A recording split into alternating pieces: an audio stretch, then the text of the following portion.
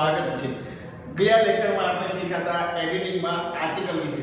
આજે આપણે એડિટિંગમાં એના પછીનો ટોપિક એટલે કે 2 નંબરનો ટોપિક પ્રિપોઝિશન છે એ શીખવાનો છે। પ્રિપોઝિશન એટલે કે નામયોગી અવયવ। પહેલા તો પ્રિપોઝિશનનો મતલબ શું થાય? તો કે પ્રિપોઝિશનની તમે ગુજરાતી પ્રમાણે સંધિ છૂટી પાડો તો પ્રી વત્તા પોઝિશન। પ્રી એટલે કે આગળ અને પોઝિશન એટલે કે સ્થિતિ, એટલે કે આગળની સ્થિતિ। જે શબ્દની આગળ જે શબ્દ લાગે એને પ્રિપોઝિશન છે કહેવાય।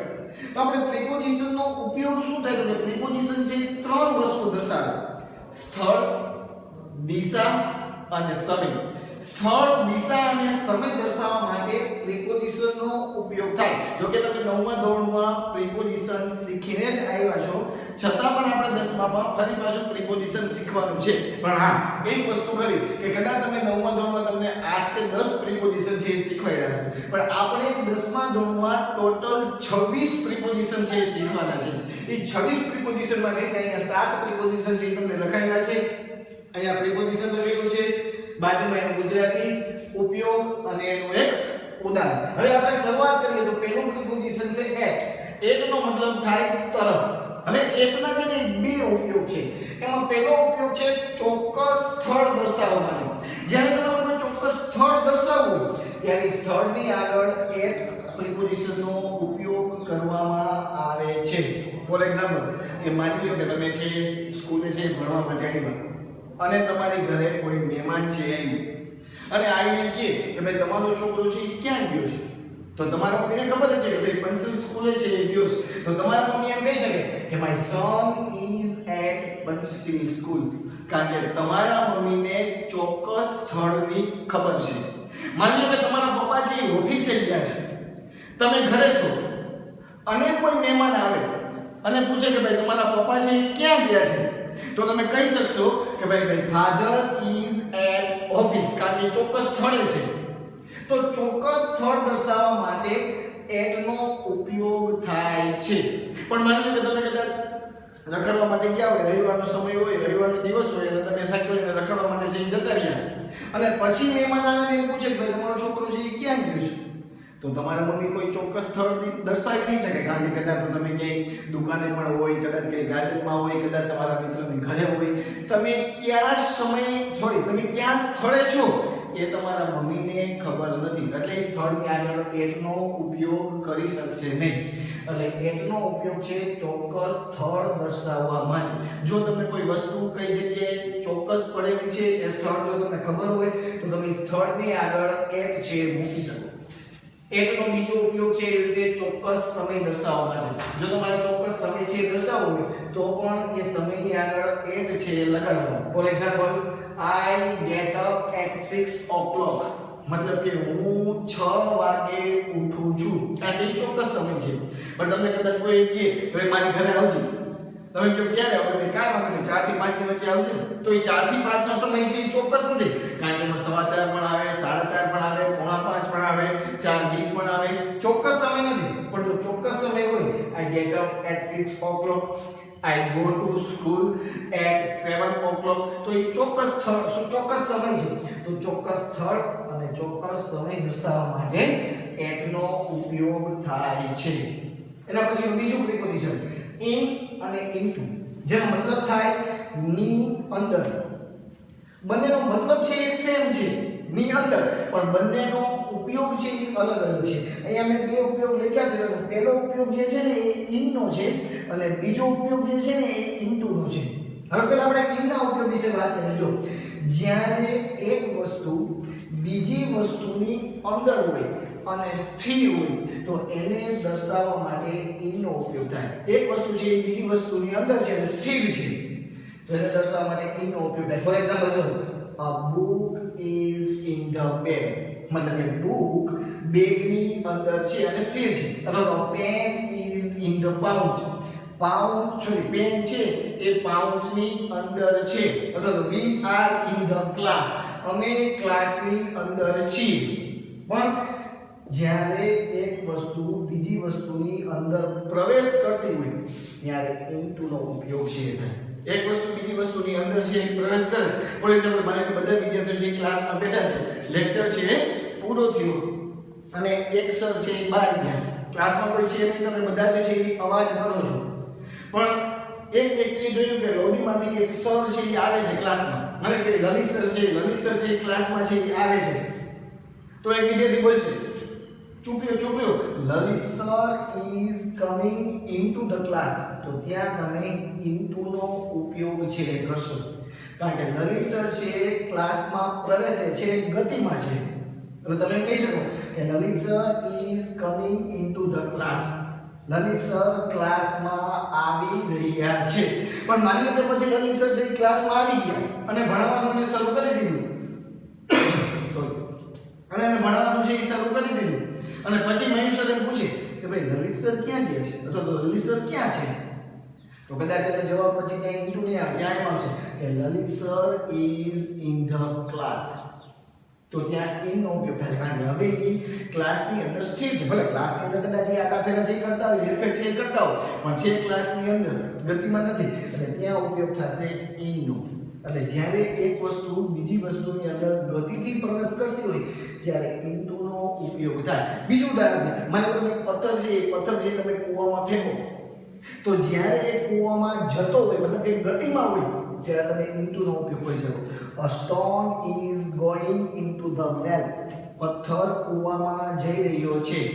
પણ માની લો કે એ પથ્થર છે એ કૂવામાં પડી ગયો, સ્થિર થઈ ગયો, તો પછી એમ કહેવાય a stone is in the well, મતલબ કે પથ્થર કૂવાની અંદર છે. એટલે જ્યારે એક વસ્તુ બીજી વસ્તુની અંદર હોય અને સ્થિર હોય ત્યારે ઇનનો ઉપયોગ કરવો, અને જ્યારે એક વસ્તુ બીજી વસ્તુની અંદર ગતિથી પ્રવેશ કરતી હોય ત્યારે ઇનટુનો ઉપયોગ છે એ કરવો. ઇનટુનો બીજો પણ એક ઉપયોગ છે કે જ્યારે તમે કોઈ વસ્તુ હોય એના બે ભાગ પાડો ત્યારે પણ એની આગળ ઇનટુનો ઉપયોગ થાય. ફોર એક્ઝામ્પલ એક સફરજનની તમે બે ભાઈ હોય તો બે ભાઈ વચ્ચે એક સફરજન છે એ ભાગ પાડવા છે, તો આપણે કહે છે કે અડધું અડધું છે આપણે ભાગ છે એ પાડીએ, તો ત્યાં ઇનટુનો ઉપયોગ થાય. I cut an apple into two parts, મેં બે ભાગમાં સફરજનને કાપ્યું. અથવા તો વિદ્યાર્થીને માનો કે બે ભાગ પાડો, આખો ક્લાસ છે એમાંથી આપણે બે ભાગ પાડ્યા કે એક પાર્ટ આ અને એક પાર્ટ આ, તો I divided students into two parts, બે વિદ્યાર્થીઓને બે ભાગમાં છે વહેંચ્યા. તો ત્યાં પણ કોઈ વસ્તુ કે કોઈ વિદ્યાર્થીનો ભાગ પાડવો હોય ત્યારે પણ ઇનટુનો ઉપયોગ થાય છે. ત્યારબાદ પ્રિપોઝિશન ત્રીજું બાય, જેનો મતલબ થાય વડે. તો બાયના છે બે ઉપયોગ છે. એમાં પહેલો ઉપયોગ મોટા વાહનની મુસાફરી દર્શાવવા માટે. તમે જ્યારે કોઈ મોટા વાહનમાં મુસાફરી કરતા હોય, સાહેબ મોટું વાહન એટલે કેવું વાહન, તો ટુ વ્હીલ સિવાયનું દરેક વાહન છે એ મોટું વાહન કહેવાય.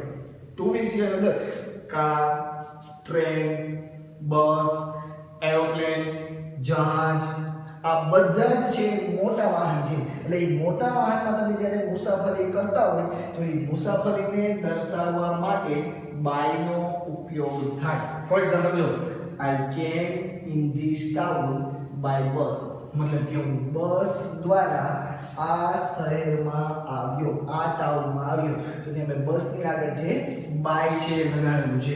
એટલે મોટા વાહન મતલબ કે ટુ વ્હીલ સિવાયની સાયકલ અથવા તો મોટર બાઇક, એના સિવાયની બધા જ વાહનોની આગળ બાયનો ઉપયોગ થશે. તો કદાચ તમને પ્રશ્ન એવો પણ થાય તો સાહેબ સાયકલમાં અથવા તો મોટરસાયકલમાં આપણે મુસાફરી કરતા હોય તો કયું પ્રિપોઝિશન લાગે, તો પ્રિપોઝિશન લાગશે ઓન, જે અત્યારે આમાં નથી, એ આપણે નેક્સ્ટ લેક્ચરમાં અથવા તો નેક્સ્ટ વિડિયોમાં છે એના વિશે છે વાત કરશું. પછી બીજો ઉપયોગ છે પેસિવ વોઇસના વાક્યમાં કર્તાની આગળ. તમે કદાચ નવમામાં એક્ટિવ વોઇસ અને પેસિવ વોઇસ છે એ શીખાશો. એમાં પેસિવ વોઇસ, એક્ટિવ વોઇસ વાળા વાક્યને તમે જ્યારે પેસિવ વોઇસમાં ફેરવતા હશો ત્યારે કર્તાને તમે પાછળ લઈ જતા હશો અને એ કર્તાની આગળ તમે બાય છે એ લગાડતા હશો. એ તમને ખ્યાલ છે, એમાં કોઈ સમજાવવાની જરૂર છે નહીં. A letter is written by Vivek, મતલબ કે એક પત્ર વિવેક દ્વારા લખાયેલ છે. તો આ બાયનો છે બે ઉપયોગ, એક મોટા વાહનની મુસાફરી દર્શાવવા માટે અને પેસિવ વોઇસના વાક્યમાં કર્તાની આગળ. હવે આપણે વાત કરીએ નંબર 4, મતલબ કે વિથ, એટલે કે સાથે. વિથના પણ બે ઉપયોગ છે. પહેલો ઉપયોગ, જ્યારે કોઈ વસ્તુની મદદથી કોઈ કાર્ય કરેલું હોય તો તે વસ્તુની આગળ તમે કોઈ કાર્ય કરો છો ત્યારે એ કાર્ય કરવા માટે તમે કોઈ વસ્તુનો ઉપયોગ કરો છો. ફોર એક્ઝામ્પલ માની લો તમે લખવાનું કાર્ય કરો છો તો લખવાનું કાર્ય માટે તમે પેનનો ઉપયોગ કરી શકો અથવા તો પેન્સિલનો ઉપયોગ કરી શકો.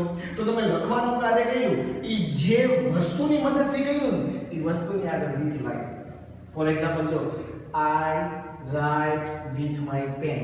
હું પેન વડે લખું છું. માની લો તમે શાકભાજી સુધારવાનું કાર્ય છે એ કર્યું. તો શાકભાજી સુધારવા માટે તમે કઈ વસ્તુની મદદ લ્યો? તો કે છરી. ચોક્કસ. તો છરીની તમે મદદ લીધી તો એ છરીની આગળ with નો ઉપયોગ થાય. I cut vegetables with knife. હું છરી વડે શાકભાજી સુધારું છું. તો જ્યારે કોઈ વસ્તુની મદદથી કોઈ કાર્ય કરેલું હોય તો તે વસ્તુની આગળ with લગાડવામાં આવે છે. એ જ રીતે એનો બીજો ઉપયોગ છે કોઈની સાથે જવાના અર્થમાં. કોઈને તમે સાથ આપતા હોય અથવા તો કોઈને તમે સાથે જતા હોય તો ત્યારે પણ with નો ઉપયોગ થાય છે. Four example I went to Ahmedabad with my family. હું મારા ફેમિલીની સાથે અમદાવાદ ગયો. I go to school with my friends. હું મારા મિત્રની સાથે સ્કૂલે જાઉં છું. તો ત્યાં સાથ આપવાની વાત થઈ અથવા તો સાથે જવાની છે વાત થઈ. એટલે with એના બે ઉપયોગ. જ્યારે કોઈ વસ્તુની મદદથી કોઈ કાર્ય કરેલું હોય તો તે વસ્તુની આગળ I write with my pen. કોઈની સાથે જવાના અર્થમાં I went to Ahmedabad with my family. ત્યારબાદ નંબર 5 અંડર એટલે કે નીચે. અંડર વિશે તમે બધા જાણો છો કે જ્યારે એક વસ્તુ બીજી વસ્તુની નીચે હોય ત્યારે વસ્તુને દર્શાવવા માટે અંડરનો ઉપયોગ થાય છે. ફોર એક્ઝામ્પલ ગાય છે એ ઝાડ નીચે છે એ બેઠી છે. તો તમે એમ કહી શકો કે a cow is sitting under the tree. મતલબ કે ગાય ઝાડ નીચે બેઠી છે. તમારા શૂઝ છે એ બેન્ચની નીચે હોય તો તમે એમ કહી શકો our shoes are under the bench અથવા તો we are sitting under the fan. એટલે જ્યારે એક વસ્તુ બીજી વસ્તુની નીચે હોય તો એને દર્શાવવા માટે અંડરનો ઉપયોગ થાય છે. ત્યારબાદ નંબર 6 નિયર અને beside. આ બંનેનો મતલબ સેમ જ છે, નજીક અથવા તો પાસે, અને બંનેનો ઉપયોગ પણ સેમ જ છે. કદાચ તમે નિયર પણ મૂકી શકો અથવા તો કદાચ તમે beside પણ મૂકી શકો. જ્યારે એક વસ્તુ બીજી વસ્તુની નજીક હોય અથવા તો જ્યારે એક વસ્તુ બીજી વસ્તુની પાસે હોય ત્યારે તમે નિયર પણ મૂકી શકો અથવા તો beside પણ મૂકી શકો. નિયર મૂકો તો સાચું અને beside મૂકો તો પણ સાચું. ફોર એક્ઝામ્પલ જો Panchsheel school is near the PDM college. મતલબ કે પંચશીલ સ્કૂલ PDM કોલેજની નજીક છે. અથવા તમે એમ પણ કહી શકો કે પંચશીલ school is beside the PDM college. મતલબ કે પંચશીલ સ્કૂલ PDM કોલેજની નજીક છે અથવા તો પાસે છે. બંનેનો મતલબ છે સેમ જ થાય. કદાચ તમે નિયર પણ મૂકી શકો અથવા તો beside પણ છે મૂકી શકો. અથવા તમે કહો my friend is sitting near me. મારો મિત્ર મારી બાજુમાં અથવા તો મારી નજીક છે બેઠો છે. ત્યારબાદ નંબર 7 besides મતલબ કે તદુપરાંત. ખાસ યાદ રાખજો આ beside અને આ beside એમાં ફક્ત એક જ અક્ષરનો ફેર છે. આ beside માં છેલ્લે s નથી, જ્યારે આ beside છે ને એમાં છેલ્લે s આપેલો છે. એટલે ખાલી એક જ અક્ષર આકૃતિ એક જ અક્ષર માટે એનો આખે આખો અર્થ છે બદલાઈ જાય છે. એટલે ખાસ ધ્યાન રાખજો આ beside અને આ besides. આ beside નો મતલબ થાય છે નજીક અથવા તો પાસે અને આ besides નો મતલબ થાય છે તદુપરાંત. હવે એનો ઉપયોગ શું? તો કે વધારાની માહિતી દર્શાવવા માટે. જ્યારે તમારે કોઈ વધારાની માહિતી છે દર્શાવવી હોય, ફોર એક્ઝામ્પલ માની લો તમારી પાસે એક બુક છે. તમારા મિત્રએ તમને કીધું કે ભાઈ તારી પાસે તો સરસ બુક છે, પણ તમારે કેવું છે ભાઈ આ બુક તો મારી પાસે છે પણ ઘરે આના કરતાં પણ મોટી અથવા તો આના કરતાં પણ નવી બુક છે. તો તમે વધારાની માહિતી દર્શાવી કે એક બુક તો તમારી પાસે છે, તદુપરાંત તમારી પાસે એક બીજી બુક પણ છે. એટલે જો તમારી પાસે કોઈ બાઇક છે, તમે બાઇક લઈને ગયા અને તમારા મિત્રએ કીધું કે બાઇક તો સરસ છે ને, તો ક્યાંથી લીધી? અને તમારે કહેતી કેવું કે ભાઈ આ બાઇક તો મારી પાસે છે પણ તદુપરાંત એક નવી બાઇક છે મારી ઘરે છે. તો તમે વધારાની માહિતી છે આપી. તો જો beside this bike એટલે કે આ બાઇક ઉપરાંત I am a new one. મતલબ કે મારી પાસે એક નવી બાઇક પણ છે. તો તમે બધાને માહિતી કે આ બાઇક તો મારી પાસે છે, આ ગાડી તો મારી પાસે છે, પણ એના ઉપરાંત મારી પાસે એક નવી ગાડી પણ છે. તો તમે બધા તમે એમ કહો કે ભાઈ મેં કોલેજ તો કર્યું જ છે, પણ તે ઉપરાંત હું પોસ્ટ ગ્રેજ્યુએટ પણ છું. તો તમે બધાને માહિતી આપી કે ભાઈ મારી પાસે ગ્રેજ્યુએશનની ડિગ્રી તો છે, besides I am a post graduation degree, મારી પાસે પોસ્ટ ગ્રેજ્યુએશનની ડિગ્રી પણ છે. તો વધારાની માહિતી દર્શાવવા માટે તો આ આપણે વાત કરી પ્રિપોઝિશનની. એવા 26 પ્રિપોઝિશન છે. અહીંયા ફક્ત આપણે 7 પ્રિપોઝિશનની વાત છે કરી છે. અને નેક્સ્ટ વિડિયોમાં આપણે એનાથી આગળના પ્રિપોઝિશન વિશેની વાત કરશું. ફરી પાછી આપણે વાત કરી દઈએ એટ મતલબ કે તરફ, ઇન અને ઇનટુ એટલે કે ની અંદર, બાય એટલે કે વડે, વિથ એટલે કે સાથે, અંડર એટલે કે નીચે, નિયર બિસાઇડ એટલે કે નજીક અને પાસે, અને બિસાઇડ્સ એટલે કે તદુપરાંત. એરોપ્લેન જે છે એના ઉપયોગ છે અને એમના ઉદાહરણ પણ આપેલા છે. Thank you.